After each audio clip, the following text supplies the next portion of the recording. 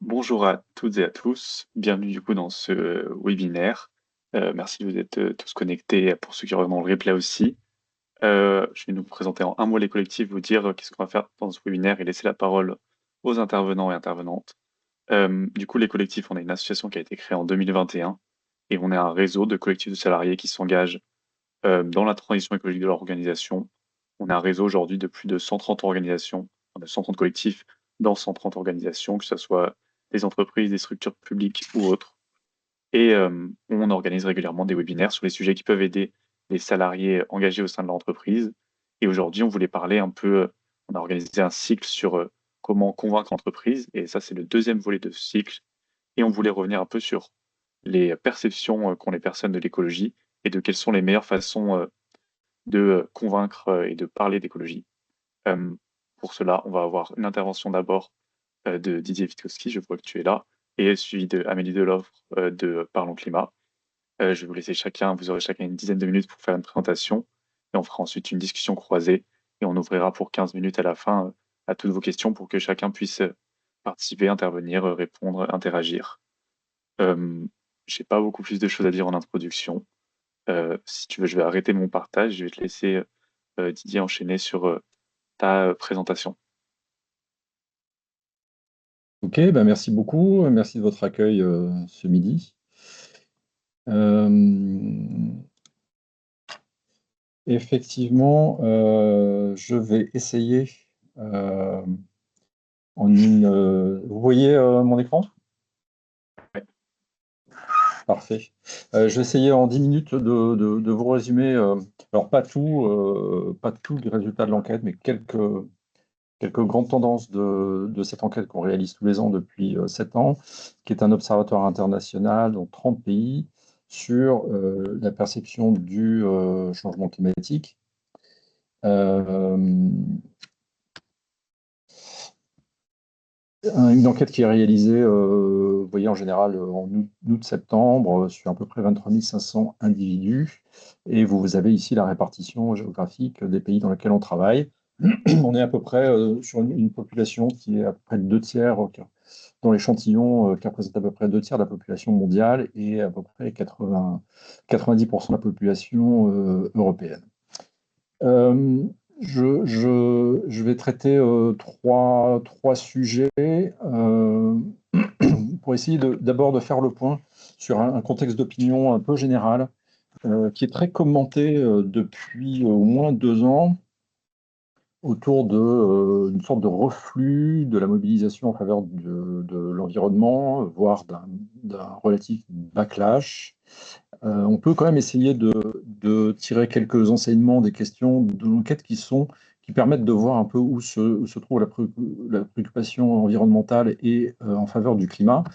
Une des manières les plus traditionnelles de la faire, c'est de faire cette mesure, c'est de vérifier dans une échelle des préoccupations de la population où se trouve l'environnement et le changement climatique par rapport à d'autres thématiques. Alors, nous, c'est la deuxième année seulement que l'on réalise cette question sous cette forme-là, mais vous voyez que quand on regarde les résultats à l'échelle mondiale, euh, on a une domination très forte de la question du coût de la vie, de l'inflation, et ça depuis, en tout cas c'était déjà très fort en 2022, et on le voyait dans d'autres questions à partir de l'année 2022, 2022, 23, 24. C'est toujours le coût de la vie qui domine, mais la question du changement climatique vient à la quatrième place et avec très peu d'écart avec d'autres thématiques qui sont envoyées dans une sorte de mouchoir de poche aux alentours de entre 40 et 44% de citations. Euh, on est bien sur les sujets qui préoccupent le plus les personnes interrogées et vous voyez que le changement climatique arrive derrière la pauvreté, les inégalités et le système de santé, mais devant d'autres thématiques qui sont bénéficient parfois davantage de couverture médiatique, comme la délinquance, la criminalité, les taxes et les impôts. Euh, à l'échelle française, on est sur un phénomène assez comparable où quand même le changement climatique fait partie des thèmes importants.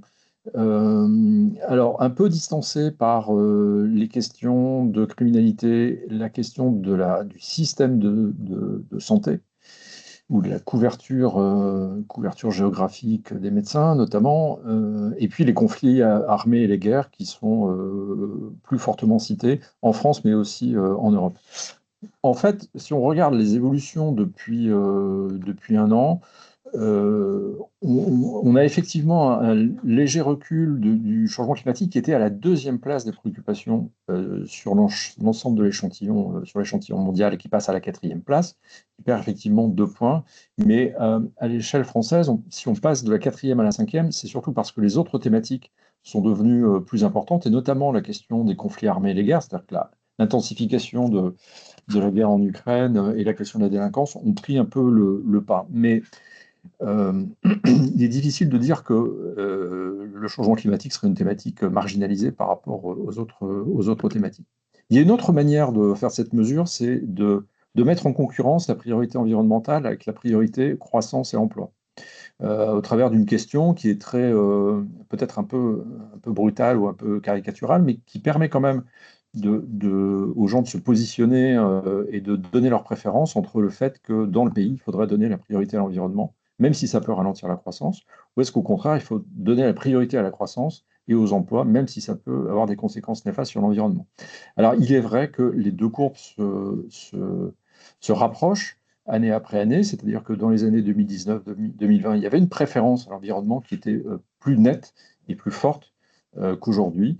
C'est le cas sur l'ensemble de l'échantillon. Vous voyez que la moyenne mondiale à droite, en Europe ou en France, c'est le même mouvement un peu partout. C'est-à-dire que la question économique reprend un peu ses droits. Néanmoins, quand on a pratiqué des mesures d'opinion comparables, notamment en France ces dernières années, on est quand même loin du retournement d'opinion qu'on a pu vivre après la crise de 2008, par exemple, où là, la question de la croissance et l'emploi avait complètement submergé la question environnementale. Bah, c'est pas le cas. Aujourd'hui, on a affaire à une population assez clivée en deux groupes, vous voyez, mais l'environnement n'est pas parti avec l'eau du bain, si je puis dire. L'autre élément, je trouvais important de partager avec vous sur le changement climatique, c'est la question du débat autour de son existence, de ses origines. Et est-ce qu'il y a encore d'ailleurs un débat sur le changement climatique? En réalité, quand on pose la question à l'ensemble du grand public de cet échantillon mondial, on obtient, vous voyez, 9 personnes sur 10 qui répondent que oui, on est en train de vivre un changement climatique. En Europe, c'est 88 et en France, c'est 91%. Donc on n'est quand même pas très loin d'une sorte d'unanimité pour constater qu'il y a bien un changement climatique à l'œuvre. Bon, voilà, il y a après quelques pourcentages de gens qui hésitent ou ne savent pas ou pensent que non.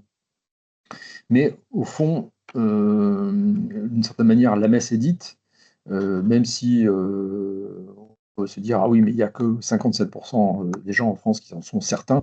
Oui, mais c'est quand même une question qui est, pour certains, un peu compliquée, qui est aussi scientifique, et donc il est normal qu'on n'ait pas 91% de gens qui se disent certains, mais en tout cas, ils choisissent plutôt quand même la position positive. Et la raison pour laquelle les gens aujourd'hui pensent qu'effectivement le changement climatique est bien réel, eh bien, il tient à certains signes, et notamment quand on propose une liste de signaux qui peuvent indiquer l'existence du changement climatique. Ce qui est assez frappant, c'est que ce ne sont pas les catastrophes qui sont les indices préférés des populations, mais plutôt les signes lents et irrépressibles. Et le signe le plus consensuel, c'est la hausse des températures. Vous voyez qu'une personne sur deux répond à la hausse des températures comme étant le signe qui indique qu'on vit bien un changement climatique, juste avant les épisodes caniculaires qui sont aussi les hausses temporaires de chaleur. Mais en revanche, vous voyez que les grands feux de forêt, les sécheresses, les inondations, les fortes pluies sont cités par moins d'un tiers de la population, Et quand on regarde les résultats de la France, on a à peu près la même hiérarchie, sauf que les canicules sont cités en premier, 40%, puis la hausse des températures. Et puis, un autre signe auquel les Français prêtent beaucoup d'attention, et pas que les Français d'ailleurs, aussi les Européens et puis certains pays d'Amérique du Sud, c'est la fonte des glaciers en montagne. Mais ça va exactement dans le même sens. C'est-à-dire qu'on est sur des signes lents mais irrépressibles, en tout cas des signes, euh, des, des, euh, des phénomènes qui ne reculent pas, qui ne font que progresser. Et au fond, d'abord, ça veut dire que le changement climatique, vu de la population, c'est avant tout un réchauffement climatique, et qu'après, la force de conviction, la capacité à vraiment adhérer au discours scientifique autour du changement climatique, c'est bien qu'on voit reculer les glaciers, que les températures sont de plus en plus hautes, etc. Alors que les catastrophes sont toujours sujettes à discussion et que la mémoire humaine fait que, de toute façon, on a déjà connu une catastrophe, des sécheresses, des tempêtes, etc. Et donc on peut toujours mettre en doute l'exemplarité de tel ou tel événement. Bon, voilà, ici, juste une carte pour vous montrer que la hausse des températures, elle est citée en premier dans toutes les zones dans lesquelles on travaille, et qu'ensuite, il peut y avoir des signes plus ou moins importants selon les zones géographiques. Euh, Troisième élément, je pense qu'aujourd'hui, au fond, le débat il porte moins sur l'existence du changement climatique et même sur ses causes, au fond, sur la question des origines. En fait, les rapports de force ne bougent plus beaucoup. On est à peu près à 2 tiers de la population qui est d'accord pour dire que c'est bien les activités humaines qui sont à l'origine du changement climatique. Mais au fond, aujourd'hui, le débat il porte sur l'acceptabilité des politiques climatiques. Et nous en testons, vous voyez, à peu près une dizaine, 10, 12, ça dépend des années, qui sont, alors c'est vrai, des mesures qui sont plutôt adaptées à un contexte européen. On les teste sur l'ensemble de la population, comme vous voyez les résultats à droite. On est sur des mesures qui sont des mesures qui restreignent un certain nombre de modes de transport ou les rendent plus chers. Et donc, on a l'interdiction des vols courte distance, on a les taxes sur les billets d'avion, on a le malus écologique et puis l'interdiction des voitures thermiques en centre-ville.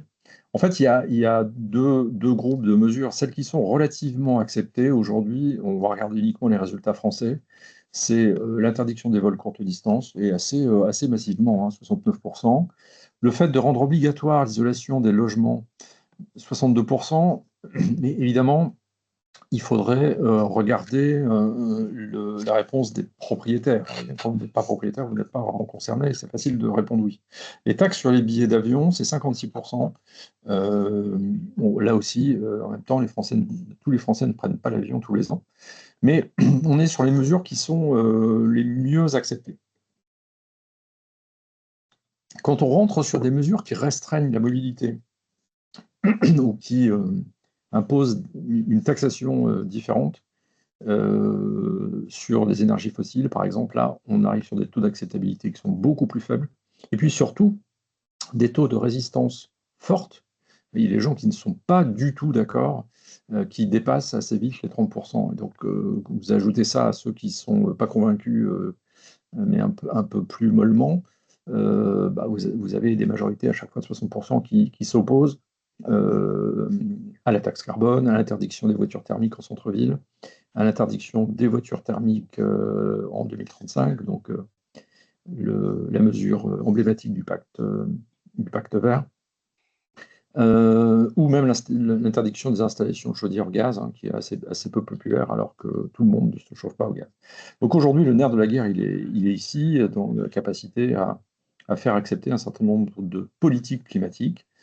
Au fond, et c'est bien ça le sujet, c'est-à-dire que la question climatique, elle est rentrée dans l'atmosphère du politique, et aujourd'hui, c'est sans doute aussi une des raisons pour lesquelles on assiste à une relative crispation par rapport à l'enjeu environnemental dont je vous ai montré tout au début, qu'il était loin d'être marginalisé, mais que tous les citoyens sont pris dans cette contradiction d'arbitrer entre les possibilités que leur laisse leur revenu, leur position, leur situation concrète et, euh, et la nécessité de lutter contre le changement climatique. Dernière slide que je vais vous montrer, c'est aussi le fait que il n'y a pas que la question d'être en situation de pouvoir agir, de pouvoir changer sa voiture, d'avoir les moyens de le faire. Il y a aussi des problèmes parfois plus idéologiques. Et sur la voiture électrique, on a un sujet en France, particulièrement, c'est le manque de crédibilité de l'impact positif climatique de la voiture électrique. Autant, vous voyez que quand on demande si la voiture électrique a un intérêt pour lutter contre la pollution de l'air, on a 70% des Français qui sont d'accord avec cette idée. Un peu la même chose en Europe, d'ailleurs 66%. Et quand il s'agit, quand on pose la question de la lutte contre le changement climatique, là, les Français se distinguent par une réticence et une incrédulité face au bilan carbone de la voiture électrique. Il n'y a qu'un Français sur deux, alors qu'en Europe, on est à 57% et à l'échelle mondiale, on est à 72%. Donc, il y a, au-delà des réticences, il y a aussi les effets d'information, voire de mésinformation, voire de désinformation qui circulent sur certains des grands axes de la politique climatique. Je crois que j'en ai terminé là. Merci beaucoup pour cette présentation. Ça ouvre plein de sujets qu'on on va reparler après dans la partie discussion croisée. Amélie, je te laisse prendre la parole et prendre le partage d'écran si tu veux pour ta présentation.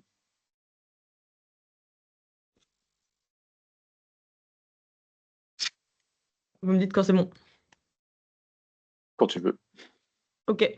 Bien, bonjour à toutes et à tous. Je vais prendre 10 minutes pour vous donner quelques billes en plus par rapport à ce qui a déjà été présenté par Didier. Je vais prendre quand même un petit peu de ce temps pour vous présenter Parlons Climat parce qu'on produit quand même des outils d'opinion mais aussi de communication et je pense que vous en avez besoin puisque vous essayez de convaincre et de faire advenir du changement. Et donc je vais nous présenter, pas pour le plaisir de nous présenter, mais pour pour vous donner un petit peu des billes que vous pourrez consulter tout seul sur notre site web puisque tout est en ligne. Et surtout parce qu'on fait quand même un travail un petit peu de niche. Avec mon associé Lucas Francou, on a lancé donc Parlons Climat il y a 3 ans et demi. Nous, notre but, c'est vraiment de comprendre l'opinion, mais plus concrètement, qu'est-ce qu'on peut faire pour engager plus largement sur la transition écologique. Il y a 3 ans et demi, quand on a commencé à travailler, on avait vu que il y a un quart, grosso modo, des Français qui priorisent avec le graphique que vous a montré Didier là, qui priorise les enjeux environnementaux et climatiques. C'est très bien, un quart. Merci pour la sensibilisation, l'information et la pédagogie pendant 15 ans. Cela étant, ça commence à stagner. Comment on fait pour aller chercher 75 autres % de la population? Et nous, on fait ce travail de se dire, si on commence à parler et à faire toujours la même chose, on aura toujours le même effet. On restera entre nous et dans une bulle. Et l'idée est quand même d'engager plus largement et de sortir l'écologie de cette bulle pour en faire une vraie mobilisation, un vrai sujet de société dont chacun puisse s'emparer. Et donc, nous, on a pris le parti de faire des études, donc des études d'opinion assez larges. Donc, c'est du quantitatif. Les études d'opinion, c'est souvent du sondage, mais aussi, on croise toujours ça avec du qualitatif, donc des entretiens semi-individuels. Et puis aussi, on lit ce qui est fait en recherche en sciences humaines. Donc en sociaux et en psychologie sociale et en sciences cognitives pour essayer de comprendre et notamment d'étudier ceux qui ne sont pas engagés. Parce que c'est ceux qu'on côtoie le moins, en fait, finalement, parce qu'on est tous dans un autre soi. Donc c'est intéressant. Nous, on a discuté du coup avec des agriculteurs, des quartiers populaires, des chrétiens, des seniors, des climato-sceptiques, dont on pense à la base qu'ils sont moins engagés dans la population. Et donc on a cherché à savoir très finement pourquoi. Et la réalité est toujours extrêmement nuancée et plus complexe que ce qui n'y paraît. Nous sommes financés, nous sommes une asso, nous avons un modèle philanthropique et nous travaillons avec une panoplie d'acteurs plutôt au niveau national, puisqu'en fait, il faut changer massivement et je dirais de manière homogène, tous en même temps, nos discours sur l'écologie pour, je dirais, engager une nouvelle phase en revoyant un peu nos éléments de discours, la manière dont on porte l'écologie, les politiques publiques, les fictions à la télévision, etc.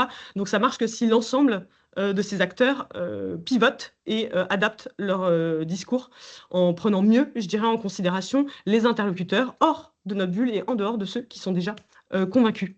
Et donc, ce que vous pourrez consulter, donc on fait des études d'opinion très larges, donc on sort notre baromètre annuel dans 2 semaines. On a aussi des études thématiques, comme je vous le disais. Il y a toujours de la recommandation stratégique. On ne fait pas quelque chose de factuel. On cherche pendant 6 mois et ensuite on atterrit sur qu'est-ce que ça veut dire pour nous, qu'est-ce que ça veut dire en termes de stratégie, quelle piste ça nous donne d'action. On est quand même motivé par l'action derrière. Des notes stratégiques dont on parlera peut-être, mais on en a sorti une l'été dernier qui était assez majeure sur le pivot majoritaire. L'écologie est majoritaire, il faut engager une seconde phase. changer la manière dont on porte l'écologie. Et puis des guides de com qui peuvent vous servir peut-être plus spécifiquement. Notre livrable le plus téléchargé toujours au bout de 3 ans, c'est les 11 conseils pour parler climat. Vous pourrez le télécharger. Ce n'est pas nos conseils à nous, c'est vraiment la synthèse de la recherche en climate communication aux US qui étudie l'art et la manière de parler climat et d'engager. Et puis on édite aussi une série de guides fléchettes.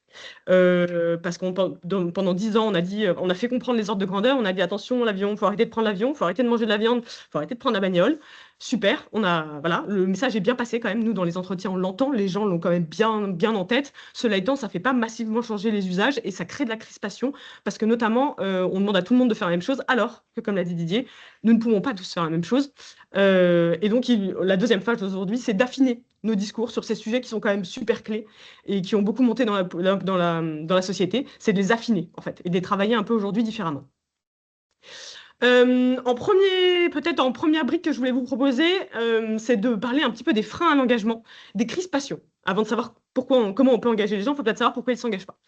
Je vais vous parler des climato-sceptiques. On a fait la première étude française approfondie sur les climato-sceptiques, approfondie parce que du coup les climato-sceptiques on les regardait que à travers des sondages, donc ils répondent à une question, à quoi est dû le changement climatique, et on peut choisir raison naturelle, anthropique, je ne sais pas, ou le changement climatique n'existe pas. Ça nous donne un volume, très bien, qu'on regarde dans le temps, mais ce qui est le plus intéressant, c'est de quand même comprendre pourquoi les gens sont climato-sceptiques. Ce qu'on s'est aperçu, c'est qu'il n'y avait pas un climato-scepticisme, hein, il y en a plusieurs, c'est un tiers des Français, je le rappelle, les climato-sceptiques, c'est pas forcément des ennemis du climat, c'est des gens qui parfois hésitent, savent pas, cochent une réponse, mais en fait c'est mitigé dans leur tête. Et surtout, ça ne les empêche pas d'être engagés. Une partie d'entre eux votent ELV, votent à gauche, etc., sont conscients des enjeux et appliquent déjà des solutions dans leur vie. Donc voilà, il n'y a qu'un quart des climato-sceptiques qui sont ce qu'on appelle climato-sceptiques durs, donc vraiment des opposés. Et donc c'est intéressant parce qu'en fait les climato-sceptiques, au-delà d'être climato-sceptiques, c'est déjà tout le monde, comme je vous l'ai dit, un tiers des Français, et aussi parce qu'en fait ils regroupent en leur sein vraiment l'ensemble des oppositions vis-à-vis du changement climatique. Ça, c'était pour un quiz, mais on n'a pas le temps de faire un quiz, mais voilà, c'était pour... Est-ce que le climato-scepticisme, il est dû à un manque d'infos et à la désinfo? Est-ce qu'en fait, c'est dû de manière plus ou moins directe aux inégalités sociales? Est-ce que c'est une défiance montante envers les scientifiques? Ou est-ce que c'est de la polarisation politique? Nous, notre point de départ, c'était qu'effectivement, il y avait une mauvaise compréhension ou que le discours scientifique, il y avait un backlash envers les scientifiques ou que la parole scientifique était mal comprise. Ce n'est pas le cas du tout. On prend souvent l'exemple du tonton à Noël qui est climato-sceptique, etc. Le tonton à Noël, c'est pas qu'il n'a pas compris les graphes du GIEC. Pas du tout. Et donc, c'est pas comme ça qu'on va convaincre le plus de gens possible. Ce que nous disent les sciences cognitives, c'est qu'on n'est pas à la recherche d'informations et de vérité. Les gens sont d'abord mus par leurs valeurs. Et c'est ce qu'il faut vraiment retenir. Pourquoi aujourd'hui il y a du climato-scepticisme? Déjà, il y a une polarisation politique. On l'a un peu dit, mais l'écologie, il faut se rappeler que c'est un sujet qui aujourd'hui est très vu et ancré à gauche, et donc dans une société qui est extrêmement polarisée avec 3 blocs, on va dire progressistes, conservateurs, traditionnel, on va dire ça comme ça. Il y a une opposition et quand le sujet est très marqué à gauche, eh bien, ça clive. D'ailleurs, il n'y a pas un clivage sur l'écologie, c'est pas tant le sujet de l'écologie qui est mis en œuvre, qui crispe, c'est plutôt les écologistes. Voilà, donc c'est assez différent, c'est les gens qui portent l'écologie. Pour autant, quand on passe à un niveau local, ça c'est très national, quand on parle à un niveau local, et on le voit avec les municipales qui se préparent, dès qu'on est sur du concret, des solutions concrètes, l'aménagement du territoire, le cadre de vie, en fait, et en fait, c'est dans ça que s'inscrit quand même la transition, elle est beaucoup plus consensuelle et elle est transpartisane. Et donc, les individus, avant de parler d'écologie et de changement climatique, ce qui est très haut quand même en enjeu, dès qu'on descend à leur échelle sur du comment ils vont vivre, ça passe beaucoup mieux. Donc, ça, c'est un point aussi à retenir. La défiance et le complotisme, on est une société particulièrement défiante. 3 quarts des Français n'ont pas confiance envers le personnel politique.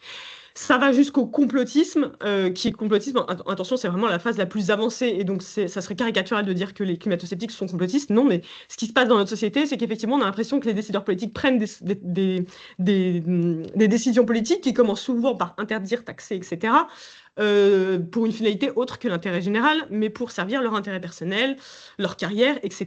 Et c'est vrai que toutes les affaires, dont Epstein et tout ce qui se passe en ce moment, accroît cette défiance, et défiance qui descend même au niveau institutionnel et parfois interpersonnel, puisqu'on a moins confiance envers son prochain. Or, la transition est quand même un enjeu de coopération conditionnelle. On n'y va que si tout le monde y va. Et dans les sondages, systématiquement, les individus ont toujours l'impression d'en faire beaucoup plus que le voisin.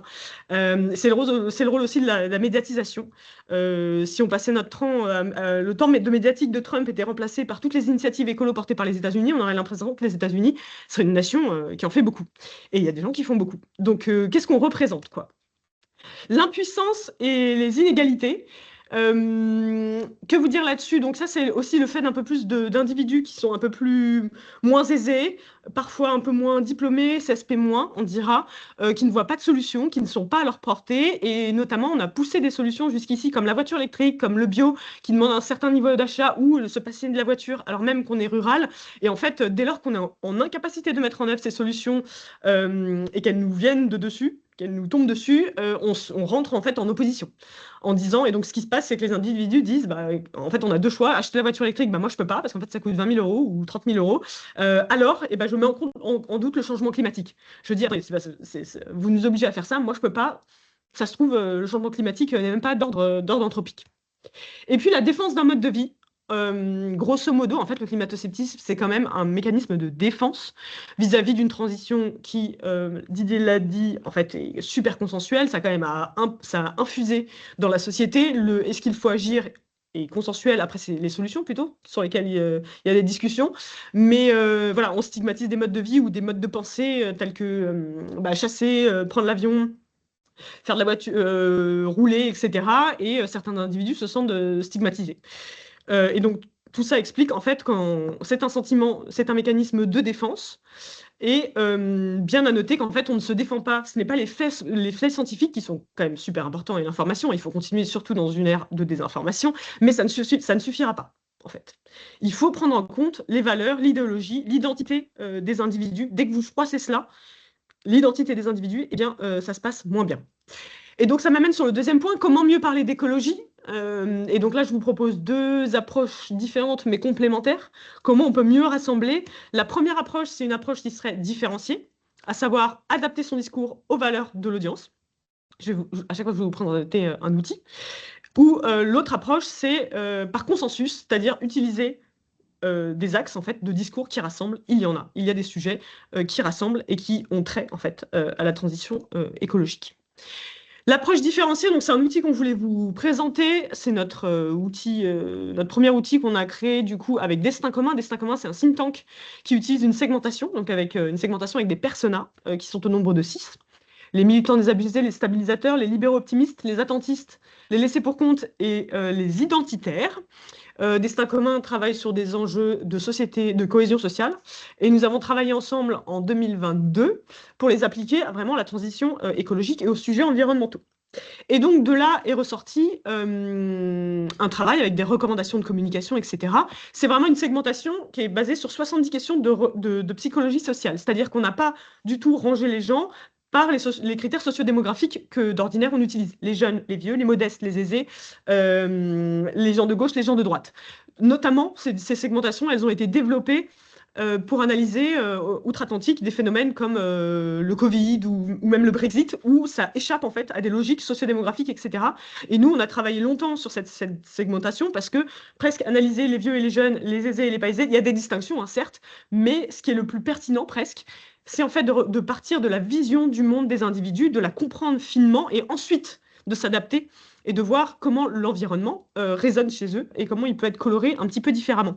Donc ces 70 questions, elles interrogent vraiment la vision de la vie, la vision de l'avenir, les fondements moraux. On leur demande quelles valeurs ils voudraient transmettre à leur enfant, plutôt l'autorité ou plutôt la créativité, par exemple. Et donc, ça fait ces personnages-là. Donc, on a un mini-site dédié qui s'appelle Les Français par le climat et on a des planches de recommandations de communication vraiment pour appliquer, changer de ton, de déplacement dans l'espace, d'émetteur pour chacune de ces familles. Et l'autre approche auquel on peut réfléchir, c'est l'approche du coup convergente. Le changement à opérer, c'est qu'aujourd'hui, on est très centré sur les enjeux écolos. On a tendance à tout ramener à l'écologie, Or, l'écologie et la transition, c'est quand même de la santé, c'est de la souveraineté, c'est de la protection de l'environnement, de notre patrimoine, c'est plus de liens sociaux, etc. Et en fait, il s'avère que ces angles, que parfois on appelle co-bénéfices, sont mieux reçus, ils sont plus universels, en fait, je dirais. Et ils regroupent les Français. Dès lors, on a tout intérêt quand même à arriver à faire le lien. Je pense à la santé qui est aujourd'hui très haut dans les sondages, et beaucoup plus haut parce qu'on a eu beaucoup de scandales. Les pesticides, la qualité de l'air surtout la pollution de l'eau, l'eau potable, pardon, qui est très haut dans notre baromètre, là, dans notre dernier baromètre. Tout ça, en fait, ce sont des enjeux de transition qui montent. Et l'autonomie, ce qu'on entend derrière autonomie, c'est pareil, c'est en fait les enjeux et les conflits géopolitiques aujourd'hui, qui sont une mauvaise nouvelle, hein, qui sont assez dramatiques, offre quand même une opportunité qui est que le fait de devenir souverain, de produire notre propre énergie, de produire notre propre agriculture, etc., c'est quand même de la transition écologique. Et en fait, quand on rentre par l'autonomie, c'est très soutenu par les Français. Donc voilà quelques pistes, en fait, je dirais, pour mieux parler écologie. Et bah, merci beaucoup pour cette présentation. On peut passer, je pense, maintenant à une partie discussion. On va vous faire échanger vous deux ensemble. Et après, on prendra toutes les questions qui ont déjà été mises dans le chat et que vous pourrez poser à l'oral aussi. Laetitia, si tu veux poser les premières questions, je te laisse enchaîner. Oui, on voulait d'abord vous demander, après ces présentations qui ont éveillé toutes nos curiosités, si vous aviez des questions, en fait, l'un ou l'une pour l'autre, Amélie Delorre et Didier Witkowski. Ah, ça, c'est une question. On t'entend pas, Amélie, on t'entend pas. Si Ah bon. Pardon. Ah si, non, c'est mon haut-parleur qui passe. Vas-y, moi, j'ai pas nécessairement de questions. Mais si, moi, je vais quand même t'en poser une. Non, elle tient à l'approche segmentée, hein, par auditoire. Est-ce que tu penses que c'est opérationnel tout le temps, c'est facile à mettre en œuvre? Parce que comment tu fais pour repérer les gens qui sont devant toi et avec qui tu interagis? Notamment quand quand tu t'adresses à un collectif assez important, ou tu vois, dans une réunion, voilà. C'est pas forcément évident de repérer les valeurs de ton public. Est-ce que là, du coup, tu n'as pas tendance à basculer peut-être sur l'autre alternative, qui est l'approche par consensus? En fait, alors, effectivement, ça dépend des émetteurs, mais déjà, tout le monde a l'impression de parler très large et à tout le monde. En fait, c'est pas souvent vrai. En premier lieu, on avait commencé à travailler avec les ONG et les militants. Donc, effectivement, en fait, ils sont entre militants désabusés et stabilisateurs. Le premier step de réflexion était de leur faire comprendre qu'on est entre nous. Voilà. Ouais. Et on ne peut pas aller chercher tout le monde. Et ils ne veulent pas aller chercher tout le monde. Donc, ils ont cherché une ou deux autres familles complémentaires. Et ils ont bien vu que ce n'était pas eux et qu'ils ne leur ressemblaient pas. Et donc, je pense à Greenpeace, par exemple, qui a totalement refondu toute sa stratégie sur ces familles. Et ils ne vont pas chercher les 6. Ils choisissent. Je me souviens qu'on a rencontré UFC Que Choisir, pareil, qui nous disait, mais en fait, nous, on parle à tout le monde. Évidemment, c'est un média de masse. Sauf qu'en fait, en creusant, et on leur a fait la formation sur les familles de valeurs, ils se sont aperçus que non, ils ne parlaient pas. En fait, ils avaient quand même des cibles spécifiques. Donc, en fait, souvent, on a quand même des cibles spécifiques. Et après, effectivement, quand on travaille par exemple avec les maires ruraux, là, on est sur du très large par définition. Et effectivement, là, on est plus sur l'approche convergente où on essaye de relier les gens, quoi. Mais voilà, je pense qu'on peut quand même identifier la plupart du temps des publics prioritaires. Ok. Et moi, c'était un rebond, c'était pas tant une question, mais c'est sur la voiture électrique et la voiture. Nous, on avait posé une question l'année dernière qui était à prix égal. On vous propose de racheter une voiture. Vous avez le choix entre une voiture électrique, une voiture thermique, et voilà. Et ils avaient la réponse, évidemment, je ne sais pas. Et c'est fou parce qu'on a 3 blocs différents. On a quand même 30%, c'est très haut, hein, 30% qui disent je ne savent pas, qui ne se positionnent pas dans un sondage. Enfin, 30%, c'est énorme. Et on avait 30% sur la voiture thermique et 30% sur la voiture électrique. Et en fait, au-delà de l'accessibilité effectivement financière, il y a un vrai, il y a un vrai clivage au sein de la population parce que quand on regarde, sont surreprésentés les individus qui achètent la voiture électrique, les plus jeunes, les citadins, les CSP+, et les électeurs de gauche, alors que la voiture thermique est effectivement plus rurale, soutenue par les ruraux, les plus de 50 ans et les électeurs du RN. Et du coup, on a vraiment effectivement du clivage social sur nos sujets, quoi. Donc c'est complexe. Ouais, alors sur ce sujet-là, le clivage est d'autant plus embêtant que, en réalité, l'achat de la première voiture neuve se faisant à peu près à 55 ans, euh, la clientèle naturelle du véhicule électrique, qu'il soit électrique ou hybride, c'est des plus de 60 ans. Et au fond, je dirais pas qu'on s'en fiche un peu de la vie des moins de 50 ans, mais en réalité, c'est bien cette cible-là aujourd'hui qu'il faut travailler parce que, en l'absence d'un marché de l'occasion de la voiture électrique qui commence tout juste à émerger, on est bien face à uniquement le marché du neuf. Et cette population des plus de 50 ans ou même des plus de 60 ans, est là une culture automobile qui est difficilement conciliable avec de nouvelles habitudes à prendre lorsqu'on adopte une voiture électrique, notamment l'attitude par rapport à la recharge, les temps de recharge, le fait qu'il faut passer d'une image d'une disponibilité de la recharge d'une voiture thermique. Au fond, on s'en fiche de savoir s'il y a le plein ou pas, parce que de toute façon, au moment de partir, on fera le plein. Une voiture électrique, il faut prendre l'habitude de la recharger sur tous les temps morts de la voiture, qui sont quasiment 80% du temps d'une voiture. Une voiture, elle est 80% du temps à l'arrêt, et qu'il faut prendre toutes les occasions de se changer. Voilà. Ça, la question, nous, on l'a mesuré un peu plus précisément dans d'autres questions cette année. La crainte de l'autonomie est quelque chose qui est qui est une forte réticence de la part des plus de 60 ans et qui en plus à un âge où on est plus insécurisé, c'est-à-dire que la crainte de se trouver en rade, etc., est quelque chose. Voilà. Donc il faut réussir à rassurer là-dessus.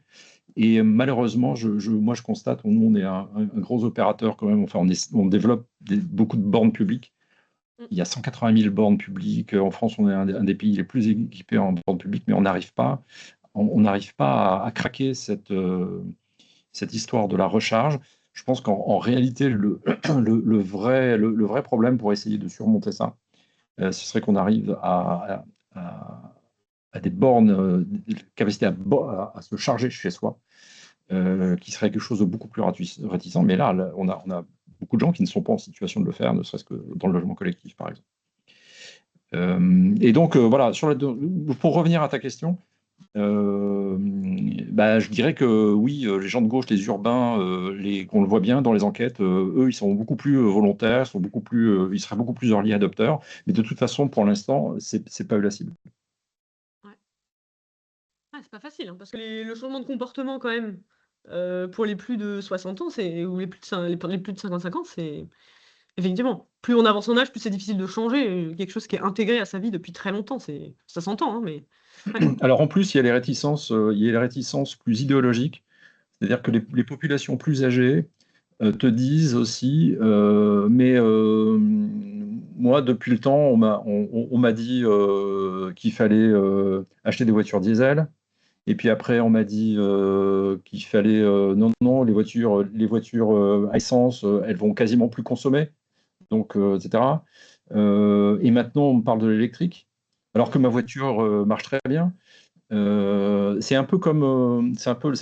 même problème qu'on a dans le chauffage, hein. C'est-à-dire qu'il y a les effets de cycle, le fait qu'on ait vanté le chauffage électrique, puis le chauffage au gaz, puis maintenant la pompe à chaleur. Les plus âgés commencent à avoir des doutes sur Ouais. ces vagues là qui ont l'air de se contredire. Ouais, c'est pas tant idéologique. Effectivement, il y a des vagues. C'est qu'ils ont beaucoup d'expérience, quoi. J'ai eu la même expérience sur l'arrêt de la viande ou le bio. Après, hier, on leur a dit qu'il faut manger de la viande. Leurs parents se sont privés pour pouvoir acheter de la viande. Également le bio, mais le bio, c'est ce qu'on faisait avant. Pour qu'aujourd'hui, il y a un label, c'est la même manière dont nos grands-parents cultivaient. Ils comprennent pas.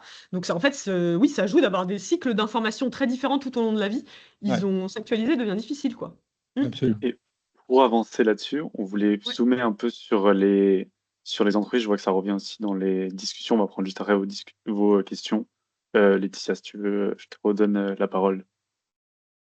Oui, on avait une question pour vous, et notamment, ça répond peut-être plutôt à ton champ d'idées, mais peut-être qu'Amélie, tu auras aussi des informations là-dessus. Ce serait sur les attentes des personnes vis-à-vis des entreprises en termes d'action pour la transition écologique. Est-ce qu'il y a des attentes plus fortes, moins fortes aux entreprises, et qu'est-ce qu'elles seraient? Bon, je vais essayer de répondre. Parce qu'on pose la question expressément dans l'Obscope. Et il y a un résultat tout à fait étonnant, c'est que dans le monde en général, les acteurs qui sont les plus naturellement interpellés sur la question des politiques climatiques, ce sont évidemment les gouvernants, qui sont l'acteur naturel pour tout le monde, quel que soit le pays, quelle que soit la culture. Et puis, en général, les autres acteurs arrivent assez loin derrière, y compris les consommateurs eux-mêmes, hein, qui sont pas mis en responsabilité ou en état d'agir partout dans le monde. Il y a une spécificité française, c'est que les Français mettent dans à peu près dans le même panier de responsabilités les gouvernants, les entreprises et les consommateurs. Et la France est le pays qui cite le plus l'entreprise comme étant un acteur appelé à s'engager et à agir. Donc, dans le contexte français, qui est un contexte d'ailleurs qui est plus sévère d'une manière générale vis-à-vis des entreprises, notamment des grandes entreprises, qui est plus méfiant vis-à-vis de la communication, etc. Le climat et les entreprises, il y a une connexion étroite. Et voilà, donc c'est intéressant.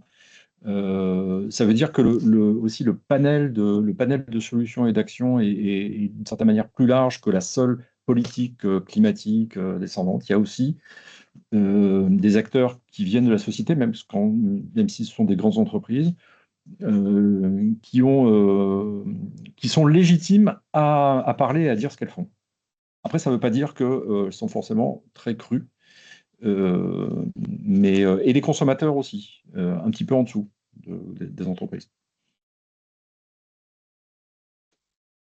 On va Pour peut-être. compléter Vas-y, peut-être, vas-y. juste ça, c'est le quanti, et c'est bien aussi d'entendre les gens en quali. Donc nous, à peu près, là, on a 200 entretiens avec toujours des gens qui ne sont pas très engagés. Donc c'est très ouvert, puisqu'on pose des questions très, très ouvertes sur comment ils perçoivent l'environnement, les sujets environnementaux, etc. L'entreprise, de manière spontanée, revient extrêmement peu. Les gens ont vraiment intégré, et je crois que c'est un enjeu pour nous aussi de communication, hein, de déplacer la contrainte individuelle, le truc très moralisateur à échelle individuelle, vers du collectif. Je pense que intellectuellement, les gens savent que les entreprises ont un rôle à jouer. Par contre, quand on les entend vraiment spontanément, jamais ils mettent en cause les entreprises. Ils ont tout intégré, quoi. Ma voiture, je sais qu'il faut que j'arrête de manger de la viande, je sais que l'avion c'est pas bien, etc. C'est très je. Tout de suite, ils se justifient de ce qu'ils font et ce qu'ils font pas. Et donc, je ne sais pas si c'est très prégnant, en fait. C'est si prégnant que ça dans la vision globale des solutions, quoi. On sait que les entreprises ont un rôle à jouer, mais voilà, je pense que collectivement, il faut qu'on arrive à faire monter les enjeux aussi collectifs, les responsabilités collectives et pas que individuelles, parce en plus, on a vu, hein, l'ADEME le montre, les changements individuels, là, commencent à stagner. Je ne sais pas si on va avoir beaucoup plus d'élan de changement de comportement individuel, voilà, majeur, quoi. Il faut que tout le monde s'y mette. Ok, on va laisser un peu la parole aux participants. Julie, j'ai vu que tu avais levé la main tout à l'heure. Tu peux poser ta question si tu veux. Oui, merci Massimo. En fait, c'était une remarque, mais Didier l'a redit après, donc c'est pour ça que j'ai baissé ma main, parce que du coup, j'allais dupliquer ce qu'il disait. Je pense que le problème, enfin, c'est pas que je pense, c'est les témoignages que j'ai autour de moi du refus de la voiture électrique, c'est la peur de la recharge et de l'accompagnement. Là, aujourd'hui, il y a des bornes station essence un peu partout. La plupart des gens disent, bah ouais, mais moi j'habite en immeuble, où est-ce que je recharge ma voiture? En fait, ne pas savoir où elle se trouve, alors que bah, Didier, tu l'as dit, moi je savais même pas qu'il y avait autant de bornes en France. En fait, juste, on le savent pas, tout simplement. Il faudrait les identifier et faire une comparaison, je sais pas, par rapport aux stations essence. Parce qu'aujourd'hui, moi, c'est vraiment le frein principal que j'entends, même dans le monde de l'entreprise, hein. Je travaille chez Orange, donc c'est quand même une grosse boîte. Et aussi vis-à-vis de mes amis qui ont 30 ans environ, quoi. Donc, c'est pas non plus qu'une histoire d'âge dans ce cas-là. Je vous parle juste de témoignages. Moi, j'ai pas de voiture personnellement, mais c'est vraiment la recharge qui est le frein. Ils disent, moi, en soi, la voiture, je m'en fiche, ça roule, que j'ai une essence ou une électrique. Le problème, c'est comment je fais pour la recharger. Donc voilà, c'est juste un petit témoignage, mais Didier, tu l'as dit après, donc je n'ai pas envie de répéter sur ça. Ah, merci beaucoup. Peut-être juste dire une chose ce qui est assez terrible, c'est que ce qu'on constate, c'est que malgré le nombre de bornes publiques, les bandes publiques sont sous-utilisées. Ouais, ça qui est fou. Et alors, c'est un peu le serpent qui se prend la queue, hein. Elles sont sous-utilisées parce qu'il n'y a pas assez de voitures électriques, il n'y a pas assez de voitures électriques parce que parce qu'il n'y a pas assez de bornes. En fait, on sait qu'il y a. Non, mais il y a un enjeu autour de la recharge à domicile. Et après, peut-être pour rebondir sur notre discussion avec Amélie, c'est vrai qu'on va peut-être réussir à toucher des publics un peu plus jeunes avec des modèles qui seront plus accessibles. Or là, cette année, il y a déjà plus de 20 modèles qui vont passer sous la barre des 25 000 euros à l'achat. Bon. Les leasings ont quand même super bien marché. Évidemment, ils sont limités, mais voilà. C'est quand même des signes qui permettent d'être un peu positifs. Eric, j'ai vu, vous êtes plusieurs à lever la main, donc je pense qu'on peut Oui. faire chaque. Je crois tu pas veux y qu'elle aller. J'avais posé la question dans le chat et ça, je crois pas qu'elle a été posée. C'est surtout pour Didier et peut-être aussi pour Aurélie. Là-dessus, dans l'étude que vous avez mis là, il y a, dans les questions, il m'a surpris qu'il n'y a pas été là sur la connaissance de l'impact de l'activité humaine sur le changement climatique qui a été posé. On a parlé, est-ce que vous avez pris connaissance du changement climatique, mais pas est-ce qu'il est bien d'origine humaine et à quel niveau d'origine humaine? Je trouve que là-dessus, dans ce que moi je vois, il y a beaucoup de gens qui ont conscience du changement climatique, mais qui remettent en cause ou qui n'ont pas conscience qu'il est complètement d'origine humaine. Non, je vous rassure, l'enquête a été posée, elle est posée depuis le début de l'enquête. Elle permet de retrouver le chiffre que donnait Amélie tout à l'heure, hein, qui est à peu près un tiers de gens qui doutent des origines, qui doutent des origines humaines du changement climatique, qui l'attribuent soit à la nature ou qui ne savent pas. Je pense qu'on ne peut pas savoir ou que les scientifiques ne savent pas. Donc oui, je vous rassure. Mais je vous incite à aller voir sur notre site l'intégralité des résultats de l'enquête. Il y a des synthèses, il y a tout. Faites edf.fr/observatoire et vous verrez. Donc c'est à peu près, voilà, je confirme ce que disait Amélie tout à l'heure, c'est un tiers de climato-sceptiques, on va dire climato-sceptiques soft, pas hard, hein, pas ceux qui disent qu'il n'y a pas de changement climatique du tout, et 2 tiers qui sont assez d'accord avec l'idée que c'est l'homme qui est bien à son origine. Merci Et du retour. moi, Eric, je t'incite à télécharger notre étude sur les climato-sceptiques, parce qu'en fait, on a quand même tous une même réflexion et une tendance à penser que si tu es climato-sceptique, t'es engagé sur rien du tout. Du coup, ça va avec tu vois, tu reconnais pas le consensus scientifique, t'es pas engagé au niveau personnel, tu soutiens pas les politiques publiques. Or, notre étude, elle démontre vraiment l'inverse. Et qu'il n'y a pas un égal. Enfin, on a tous pris comme parti pris qu'il fallait vraiment être persuadé du fait que c'est l'homme qui est principalement responsable du changement climatique pour pouvoir passer à l'action. Or, ça se passe pas comme ça, en fait, dans la tête des gens. On peut sauter cette étape, se dire c'est naturel, mais se dire, bah attends, il y a trop de pollution, c'est évident, la planète est dézinguée, on consomme trop. Enfin voilà, il faut vraiment lire cette étude parce que ce n'est pas un égal dans la tête des gens. Voilà. D'accord, merci du retour. Jérôme, tu levais la main ensuite. Ouais, vous m'entendez, non? Très bien. Ouais. Pendant des années, on s'est dit qu'il fallait expliquer aux gens les conséquences du changement climatique via la fresque du climat, par exemple, et puis comment on pouvait lutter chacun, entre guillemets, contre les conséquences de nos activités via l'atelier d'automne. Et j'appartiens à une grosse banque qui a énormément fresqué on est arrivé à fresquer 40 000 personnes. Et depuis 2 ans, il n'y a plus aucune demande et quasiment plus d'intérêt pour ces ateliers qui, à mon sens, ont un peu vieilli par rapport d'ailleurs à ce que vous dites. C'est-à-dire qu'en fait, il ne suffit pas d'expliquer aux gens les conséquences et pas manger de viande ou manger de viande ou prendre une voiture électrique pour régler le problème. Au contraire, on a l'impression que c'est une forme de rejet. Je pense que c'est des sensibilisations qui ont mal vieilli, etc. Mais c'est quoi en fait l'après? Alors, vous avez en partie parlé d'attirer les gens sur d'autres sujets, etc. Il y a même des gens qui disent en fait, il faut surtout pas parler du climat. Le climat, c'est vraiment, une fois qu'on a parlé de, bah tiens, pour ta santé, c'est mieux de marcher, de moins utiliser ta voiture. Enfin, je prends un exemple bateau, hein. Et parler du climat ou pas en parler du tout. Et donc, essayer de rassembler les gens sur quelque chose qui prendront moins comme des leçons de morale ou des injonctions à changer, que le changement fait peur, etc. Donc voilà, est-ce que vous avez des clés pour continuer à sensibiliser différemment? Parce que j'ai l'impression que ces ateliers sont un peu Ouais. dépassés. Alors déjà, nous, on est très en lien avec la fresque du climat et les ateliers d'automne qui réfléchissent. Ils sont arrivés au même constat que toi, hein. D'automne a changé son atelier, donc ils ont ouvert, ils sont plus que écologie. Ils l'ont aussi modifié en termes de mots pour pouvoir aller chercher d'autres personnes peut-être moins diplômées, etc. Donc ils cherchent, hein, donc personne n'a la solution évidemment exacte. Effectivement, enfin, je pense pas qu'il y ait une interdiction de parler de climat, mais on a commencé à parler de climat, c'était très haut en fait. Le changement climatique est haut, il est lointain. Ils ne parlent pas à tout le monde, en fait. Il y a quand même une partie des gens qui sont sur leur quotidien, sur leurs tâches à gérer, sur boucler les fins de mois, etc. Et effectivement, l'entrée par quelque chose qui touche les gens, le style de vie, le mode de vie, paraît effectivement aujourd'hui assez pertinent, quoi. Effectivement, mais je dirais pas qu'il faut plus du tout parler de climat. Encore une fois, il faut toujours varier. C'est histoire de varier les angles, quoi. Les angles d'approche.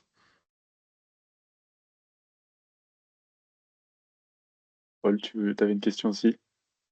Ouais, j'avais une question pour chacun de vous deux. Nos collectifs, ils ont deux cibles pour leur discussion en interne, à la fois leurs collègues et leur direction, jusqu'à pour certains leur COMEX. Si vous avez chacun une baguette magique pour faire en sorte qu'ils portent un message ou une posture spécifique ou une stratégie, comme tu as évoqué tout à l'heure, Amélie, deux stratégies différentes par exemple, ce serait quoi?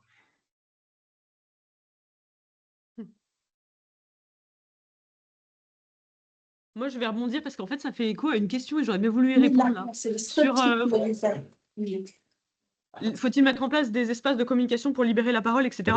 Je crois beaucoup aux espaces de communication ouverts, type consultation citoyenne. Je sais qu'il y a des assos là qui sont en train de se mettre en œuvre pour pouvoir faire ça dans un monde où on ne se parle plus trop quand même et où il y a une polarisation quand même, où chacun a avec ses idées. Donc j'utiliserai un outil comme ça de libération de parole. J'ai discuté avec par exemple un journaliste de la Provence qui lui a pris le parti pris. Il a régulièrement des gens, du coup, dans le Var, des gens anti et positionnés à l'extrême droite avec du coup de l'idéologie derrière qui lui écrivent et il a dit on va écrire ensemble et je vais publier votre tribune. Et donc de ce fait-là, il a travaillé avec des gens qui n'avaient pas le même avec lui. Elle a travaillé cette personne-là pour pouvoir être audible et pas avoir des avis trop tranchés, etc. Donc ça a vraiment construit, ça a nuancé son propos, ça a construit et ils ont pu dialoguer parce qu'il lui a proposé de lui donner une tribune. C'est son point de vue, avec des arguments, etc. Et c'était OK. Et je ne sais pas s'il faut donner la parole à tout le monde, mais en tout cas, je pense qu'il faut quand même recréer du dialogue autour de ça, je dirais. Merci. Didier. Presque Joker, parce que c'est une question que je me suis pas posée. J'ai un peu du mal à vous répondre. Ça dépend quand même beaucoup des entreprises, des modèles d'activité, hein. Votre question, c'est est-ce que si j'avais une baguette magique, qu'est-ce qu'un membre du COMEX devrait faire, c'est ça? Non, plutôt un membre de collectif, un salarié qui cherche à convaincre, par exemple, son COMEX ou des collègues. Quelles recommandations on pourrait lui faire, soit sur des messages, soit sur la posture, soit sur la stratégie à adopter? Je ne sais pas trop. Je serais tenté de vous donner une réponse un peu opportuniste, du style faire quand même le lien avec le business. C'est-à-dire montrer en quoi, en fait, il y a un intérêt convergent à un moment, ou en quoi les activités de l'entreprise peuvent être mises en péril à cause du changement climatique et que moi j'ai un peu le sentiment de penser que toutes les armes sont bonnes, quoi. Y compris celles qui sont pas forcément, celles qui sont un peu opportunistes, un peu de biais, ou l'impact réputation, image sur l'entreprise. J'ai un peu tendance à penser que tout est bon à prendre. Bon, c'est un peu facile, hein, comme réponse, j'avoue. Il y a Non, mais jamais de effectivement, réponse pour ça, hein. On n'a pas de formule magique à chaque fois. Nous, on est Non. interrogé toujours sur qu'est-ce qu'il faut faire. Voilà, on donne des pistes, hein. On est tous en train de chercher comment mieux parler de climat. En plus, je pense que vous devez, tous, autant que vous êtes, vous devez avoir affaire à des à des profils de COMEX assez différents sur les modèles d'entreprise, sur la culture d'entreprise, etc. Et donc, c'est un peu comme ce que disait Amélie tout à l'heure sur la technique d'adaptation aux valeurs. Je pense qu'il faut analyser un peu quelle est la culture d'entreprise et qu'est-ce qui peut adhérer à une sensibilisation autour du climat. Est-ce que c'est, voilà, comme je disais, est-ce que c'est l'intérêt business? Est-ce que c'est l'impact environnemental? Est-ce que moi je crois assez peu au poids d'une sorte de morale, de l'action et de l'engagement. Il faut quand même être un peu réaliste. Ouais, clairement, à ce stade, nos collectifs qui arrivent le plus à convaincre, c'est ceux qui arrivent à relier leurs enjeux avec le business. C'est aussi le constat qu'on fait. Et j'ajoute juste que nous, c'est notre prochaine étude, on travaillera sur les patrons. On est en train de cadrer l'étude, mais voilà, donc je pense que début automne, à l'automne, on aura spécifiquement les patrons et la transition écologique, les freins, les motivations, qu'est-ce qu'on peut faire avec ça, quelle stratégie on peut mettre en place. Trop Voilà, bien. On va prendre les deux questions d'Olivier et de Benoît, les unes à la suite des autres, rapidement à l'oral pour que vous puissiez y répondre potentiellement en même temps, Didier et Amélie, après on conclura. Merci, bonjour. J'ai posé ma question dans le chat, du coup je vais la lire. Moi j'ai vu quelques études qui montraient que la distribution équitable de l'effort de changement facilite le passage à l'action. Quand les gens pensent que on va demander un effort équitable aux gens, ben, ça facilite le fait de faire l'effort. Première question, est-ce que vous confirmez cette analyse? Et est-ce que vous avez des échos sur comment pourrait être accueilli le sujet du quota carbone ou des comptes carbone? Du coup, c'est un peu dans la même idée, quoi. Moi, je peux rebondir sur le fait que ça soit équitable, c'est le critère numéro un, notamment pour que les politiques publiques soient acceptées. C'est qu'on a l'impression que c'est réparti de manière équitable dans la population.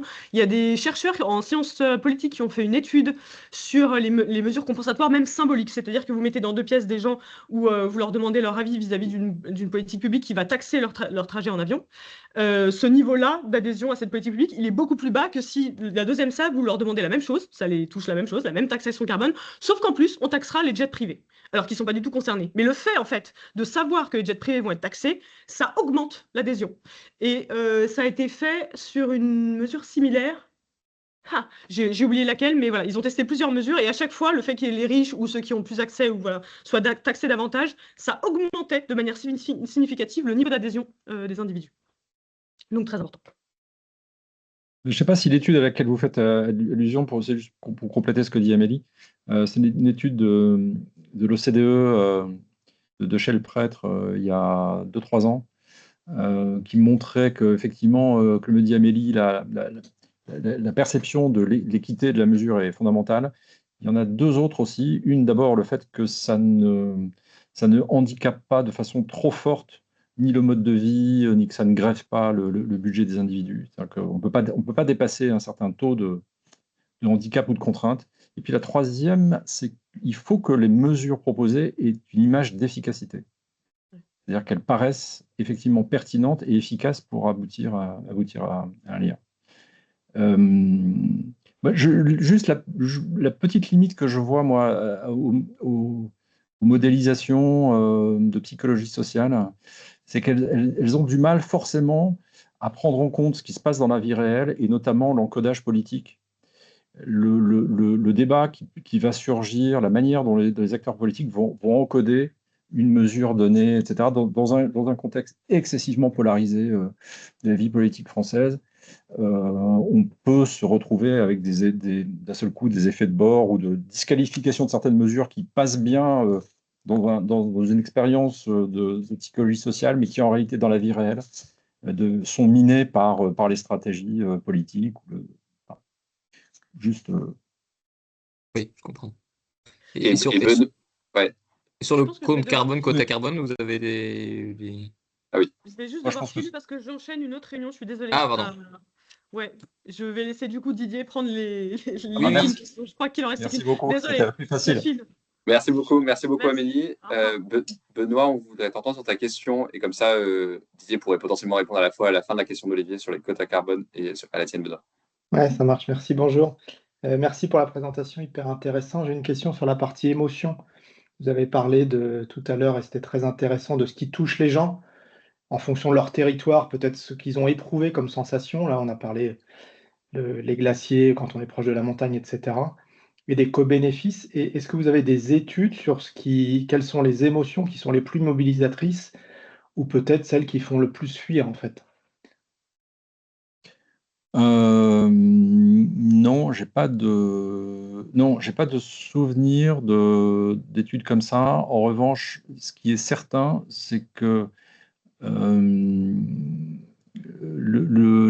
tout ce qui peut rapprocher les gens de la nature au quotidien est un élément qui favorise la mobilisation environnementale. Alors, je parle par exemple des expériences de l'école, de l'école à l'extérieur, le fait, il y a des mesures qui ont été faites sur le nombre d'espèces animales, le nombre d'animaux qu'un enfant est capable de dessiner à 3 ans. Je crois que le nombre a été divisé par 3 en une trentaine d'années, par exemple. Ça, après, moi, je l'ai testé dans une enquête de voir si, par exemple, entre le fait d'avoir un habitat proche de la nature, un habitat complètement urbain, ça joue sur les conceptions. Bon, pas tant que ça. Alors, pardon, c'est pas tout à fait la bonne réponse. C'est pas vraiment les émotions, mais c'est plutôt le contact avec la nature. Quota carbone, alors, moi, je pense que là-dessus, il y a une espèce d'autocensure des politiques depuis les Gilets jaunes qui font que taxe carbone, quota carbone, etc. sont devenus des mots interdits. Or, là encore, on retombe sur la nécessité de prendre un certain nombre de règles d'explication, ce que disait Amélie sur les règles d'acceptabilité, équité, sentiment d'efficacité. Et à mon sens, rien n'interdit de revenir à la question de... Je parle plutôt de la taxe carbone parce que les quotas carbone, vu du grand public, c'est incompréhensible. Tout ce qui est, nous on l'a pas mal testé en Cali, par exemple autour des compensations, le concept du net zéro, l'idée de on va planter des arbres, on va compenser, il y a des bourses, etc. C'est quand même, ça génère quand même beaucoup de suspicions. Et donc, il y a peu de légitimité à faire connaître ça dans la sphère du grand public. On est vraiment dans un environnement qui est beaucoup plus business, institutionnel, je trouve. Et on pourra garder ça comme mot de la fin. Je pense qu'on a un peu dépassé toutes les questions et encore, je suis pas sûr qu'on ait eu le temps de répondre à toutes malheureusement, mais merci beaucoup Didier, Amélie du coup qui a dû partir en avance pour cette intervention. C'était très intéressant. J'en profite simplement pour vous dire que si vous voulez vous inscrire à nos prochains webinaires, c'est possible et qu'on fera un 3e webinaire dans le volet comment convaincre l'entreprise. En attendant, on a 2 prochains webinaires qui sont sur la stratégie de long terme des entreprises et sur l'historique des 5 ans du mouvement Les Collectifs, qui permettra de revenir un peu sur quels sont les grands chiffres du mouvement. Sans faire une conclusion beaucoup plus longue, merci beaucoup à tous et à toutes d'avoir participé et à bientôt. Et merci beaucoup, particulièrement Didier du coup. Merci, avec plaisir. Au revoir.